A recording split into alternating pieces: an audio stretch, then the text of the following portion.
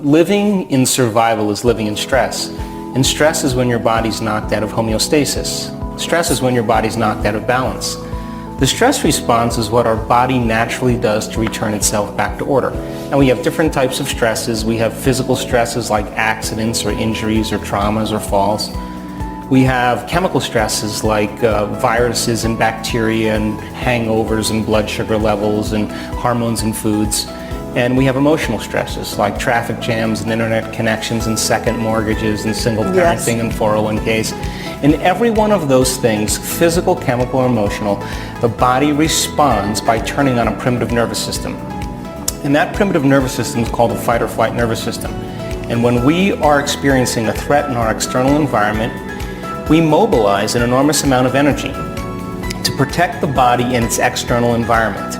Now, those hormones of stress, those chemicals, produce a rush of energy. And that rush of energy wakes us up to be more present with three things.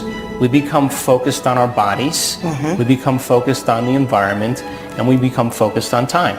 Now, all organisms in nature can handle short-term stress. Zebra gets chased by a lion, 15 minutes goes back to grazing, and the body returns back to balance. But human beings are a little different. When we turn on the stress response, we can turn it on by thought alone. We can begin to think about some future event. We can begin to anticipate some worst-case scenario.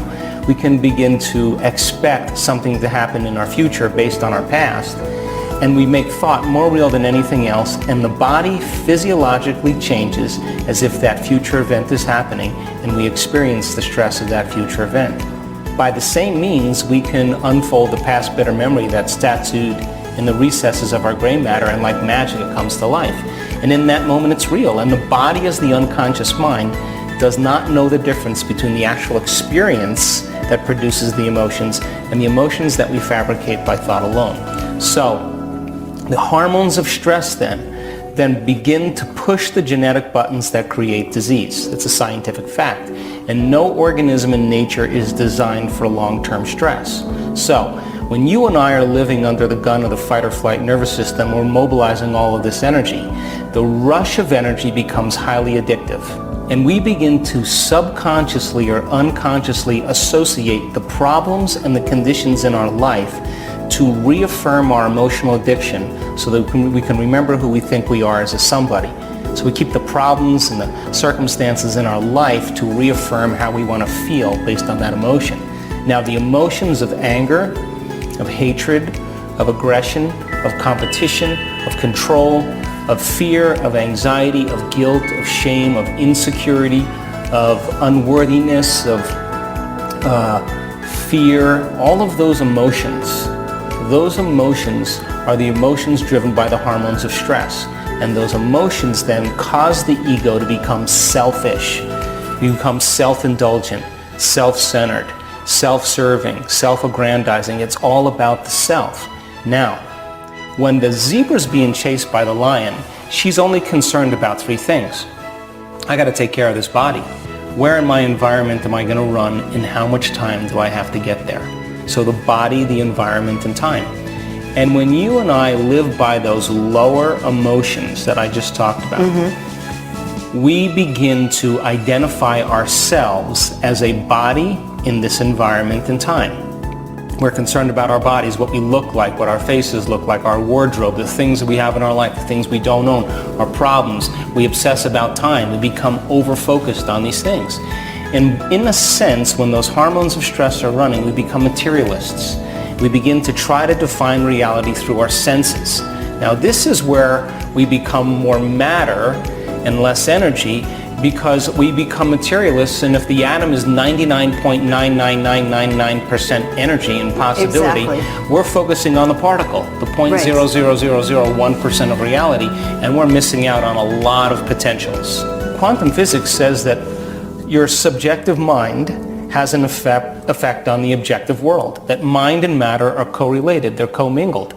But if you're trying to change your life by the emotions of survival, you're functioning as more matter and less mind, so you have no control or dominion over anything in your life because you're vibrating at the same frequency of matter. So you exert very little influence on the outcome. So now when you and I are in the creative state, and you and I are truly focused in creating, this amazing thing happens. We forget about ourselves. Yes. We become nobody, no thing, no time. We become pure consciousness. We become pure mind. And that's the moment we walk through the door to the quantum field. We no longer are focusing on the particle. Now we're focusing on possibility. And when the observer takes its attention off the particle, it turns into energy and information. So if you and I are observing our life from the same level of mind every single day, we keep infinite patterns of information collapsed into the same reality called our life. So then in order for you to change your body, something on your body, change something in your environment, or change some future time, you have to forget about your body. You have to forget about your environment. You have to forget about time. You have to become selfless.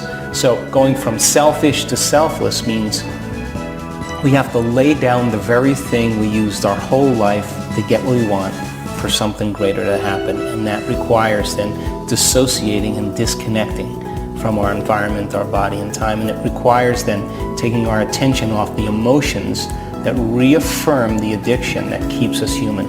Well, the people who, you can always tell a person who is struggling with those emotions because they'll only talk about themselves. It's never about you. That's they right. can't think greater than how they feel. As a matter of fact, feelings become the means of thinking. And what they don't know that they're doing is they're creating a thought that produces an emotion that's addictive that causes them to think equal to how they feel, and they create a state of being.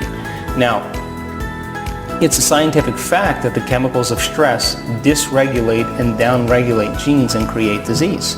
Now, if you know that we can turn on the stress response just by thought alone, it means then our thoughts can make us sick. So the question is, if our thoughts can make us sick, can our thoughts make us well? Because according to the quantum model of reality, all disease is a lowering of frequency. Yes. When you begin to elevate your frequency, your body becomes more energy and less matter. You become more wave and less particle. And you excite photons into the state where you begin to broadcast new information. But so I think that most people then, they try to create a new personal reality as the same personality. Mm-hmm. You can't do it. Can't do it. You literally have to become somebody else. So the new science of neuroplasticity and epigenetics says that we're not hardwired to be a certain way the rest of our lives, and we're not doomed by our genes, that we're marvels of change. But if you're thinking the same thoughts, I mean, think about this.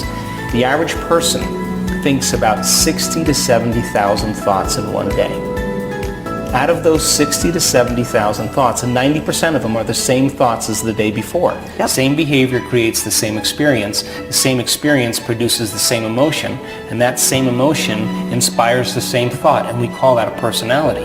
So by the time we're 35 years old, our biology becomes equal to how we think, how we act, and how we feel. So we fire and wire the same circuits in our brain, they become hardwired. We execute the same behaviors, we reaffirm those circuits. Those behaviors create the same experiences that produce the same emotions, and that becomes familiar to us. So then when a person has to cross the river of change, from the old self to the new self, the moment they start making a change, and the hardest part about change is not making the same choices you did the day before, all of a sudden they don't feel like themselves any longer. You know what they do? They return back to the same choice so they can feel the same way, because God forbid they don't know who they are. But don't you think, though, that most people wait for crisis, or trauma, or disease, or Unfortunately, diagnosis? that is the fate of the human condition. We reach our lowest denominator to decide to change. Yes. And my message is, why wait? You can learn and change in a state of pain and suffering, or you can learn and change in a state of joy and inspiration. It's a choice. I think that we view our life through the lens of the past. Yes. That the brain is a reflection of everything you've experienced in your life. So the brain is an artifact from your past. And emotions and feelings are the end product of past experiences. And so people live by certain emotions that define them. You know, whether it's suffering or victimization or aggression or anger or judgment, that's kind of the state of being that they've become accustomed to. So we could say then the emotion then becomes the lens that they view reality through. So then if you're thinking certain thoughts that create certain feelings, and those feelings are driving the same thoughts, then in a sense you're conditioning your body and mind to live in the past. Yes. And you cannot create a new future Absolutely. holding on to the emotions of the past. So this is where people begin to look at themselves for the first time and say, are these thoughts really serving me? Are these behaviors and habits that I'm demonstrating really part of my future? And are these emotions affecting anybody else but me? I'm the one I'm pushing my own genetic buttons. Yeah. So you can blame the person, you can blame the condition in your past, but in the end, you still have to transmute that emotion into wisdom, because a memory without the emotional charge is called wisdom, and that's the name of the game here. So until we forget about the event, just look at the emotion that you're living by and look to see if that emotion is part of your future. And if it isn't, then you have the choice to leave it, because a wealthy person, an abundant person, would never think lacking thoughts.